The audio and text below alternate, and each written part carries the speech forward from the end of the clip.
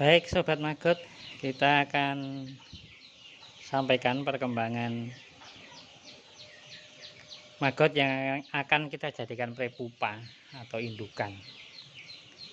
Jadi yang perlu diperhatikan adalah bahwa maggot yang akan kita jadikan indukan atau prepupa kemudian biar menjadi pupa, itu makanannya harus full. Jadi kalau sudah mulai berkurang, langsung kita berikan pakannya. Kemudian untuk kasgotnya kita lihat masih toleransi ya. Jadi maggot banyak, kemudian kasgotnya juga belum begitu tebal, jadi langsung kita berikan pakannya. Karena yang untuk kita jadikan indukan itu nutrisi pakannya harus berlebih atau penuh. Jadi kita berikan sampai ukurannya tertentu. Jadi kalau bisa di atas 2 cm agar nanti kualitas telur yang dihasilkan itu juga akan baik. Jadi kita berikan penuh, jadi sebanyak-banyaknya nggak apa-apa, tapi kalau saya pemberian makannya ya secukupnya saja. Ini biasanya dengan pemberian pakan segini, ini biasanya cukup untuk 24 jam. Jadi sampai besok waktu yang sama pada saat kita memberikan pakan itu pakannya masih. Kemudian kalau waktunya itu relatif. Jadi kisarannya 28 hari. Kadang saya juga pernah mengalami sampai 32 hari, 35 hari itu baru mulai hitam. Kemudian pengalaman yang sering saya alami adalah kalau indukan kita itu mau dijadikan indukan BSF atau jadi prepupa dulu, kemudian jadi pupa, kemudian kita masukkan ke insect net atau kandang lalat. Usahakan kalau mindah dari biopon pembesaran menuju biopon indukan yang ada sisi miringnya itu, usahakan di tempat yang sudah dijadikan pembesaran itu sudah ada beberapa yang mulai menghitam. Jadi bisa dilihat nanti di pojok-pojokan itu biasanya yang hitam nanti akan berada di pojokan. Jadi kalau kita amati untuk yang posisi di biopon ini belum terlihat ada maggot yang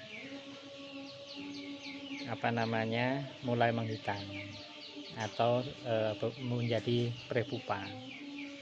Jadi masih. Kemudian kalau kita lihat size-nya ini sudah mulai di ukuran 2 cm. Jadi sedikit lagi nanti akan di 2 cm ke atas.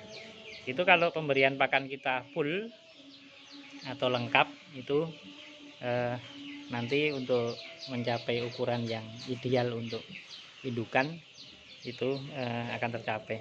Sebetulnya untuk size mau 1,5 cm atau 2 cm atau 2,5 cm atau sampai mungkin 3 cm ke atas itu bukan menjadi patokan yang baku ya. Jadi besar kecilnya maggot itu kan tergantung kondisional. Tapi yang jelas makanannya atau pemberian pakannya harus penuh. Jadi kalau saya bisa menggambarkan bahwa 1 kilo maggot bisa menghasilkan bisa mengurai sampah sampai dengan 5 kilo itu adalah durasi maggot untuk menjadi prepupa. Jadi memang kebutuhan pakannya yang umum itu 1 kilo maggot itu 5 kilo sampah. Itu baik SOD maupun yang lengkap. Seperti kalau saya kan roti dengan limbah keju, itu karbonnya ada, proteinnya ada, lemaknya ada, jadi lengkap. Itu pengalaman yang saya alami adalah untuk menjadikan prepupa itu butuhkan kurang lebih pakannya itu 5 kilo untuk 1 kilo prepupa ya, karena nanti kalau pupa itu bobotnya berkurang karena dia sudah hitam tapi tidak bergerak, itu nanti sudah menjadi pupa. Jadi hitungannya begitu. Kemudian kalau yang untuk konsumsi, pengalaman saya itu untuk mencapai ukuran yang siap dijual atau konsumsi itu hanya 2 kilo pakan, itu menjadi 1 kilo maggot yang siap jual. Itu berlaku untuk sampah organik dapur, kemudian limbah roti dan sejenisnya. Jadi limbah roti itu macam-macam ya, ada roti IBS, kemudian ada roti yang kering dan lain sebagainya. SOD juga seperti itu. SOD itu baik apabila dia mengandung nasi atau karbohidrat, itu sudah bagus. Tidak berlaku untuk pakan berupa sayur maupun buah. Jadi kalau sayur maupun buah itu untuk mencapai maggot yang konsumsi atau yang siap jual itu 5 kilo limbah sayur buah menjadi 1 kilo maggot. Kemudian kalau untuk dijadikan indukan itu nutrisinya kurang karena dia hanya protein dari sayur, kemudian dari buah. Karbonnya belum ada. Pengalaman yang saya alami kalau menggunakan itu nanti ketemunya adalah BSF itu banyak, BSF itu terbang, tetapi telurnya tidak maksimal. Kadang tidak ada telur sama sekali. Jadi itu agar menjadi pengertian buat sobat maggot dalam berbudidaya maggot. Jadi jangan sampai apa yang sudah dipersiapkan begitu jadi BSF kita tunggu untuk menghasilkan telur, ternyata telurnya tidak ada atau tidak maksimal.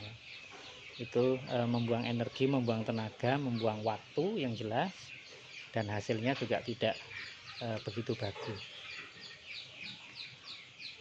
Begitu yang bisa saya sampaikan dalam perkembangan dari maggot untuk menuju ke prepupa.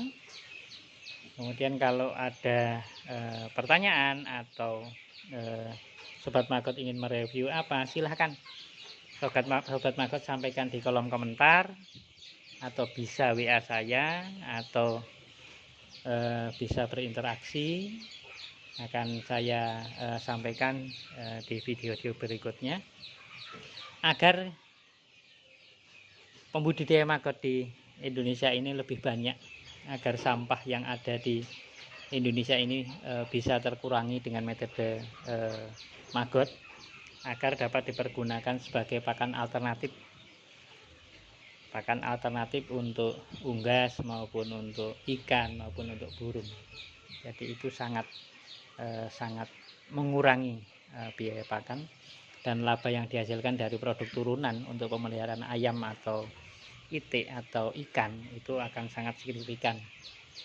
Nanti di video saya yang berikutnya saya akan sampaikan hitung-hitungan untuk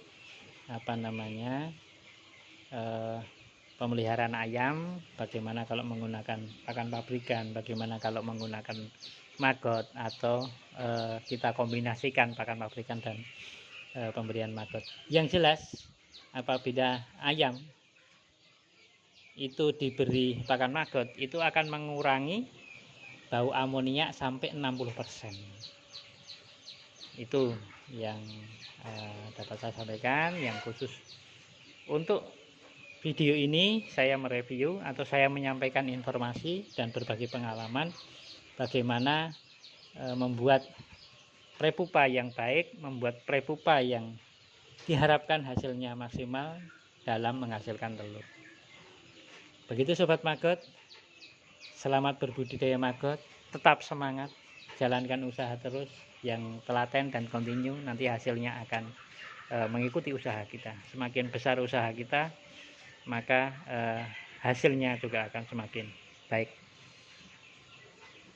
Selamat berbudidaya maggot dan terima kasih.